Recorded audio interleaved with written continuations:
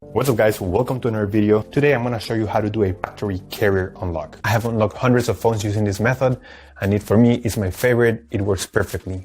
What a carrier unlock does, it allows you to use your phone with different providers. If you travel and if you want to switch SIM cards from a different company anywhere in the world, you just simply go ahead, you put your SIM card into your phone and your phone will work without any issues. So we're going to begin. So to start, we're going to get the phone's IMEI number. That's a unique number for every phone. So to get it, simply dial *#06#.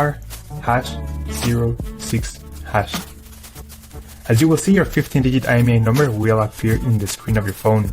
This number is very important. It represents the ID of your phone, and keep it somewhere close because we're gonna use it in a few seconds to unlock this phone. Okay, now we're gonna switch to the computer. We're gonna use this website to request the unlock code to unlock this phone.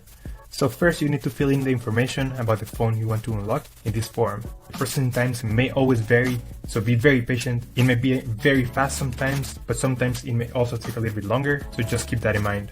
Okay, so after you have waited the estimated amount of time, you're gonna get an email, and I'm gonna show you how the email will look like.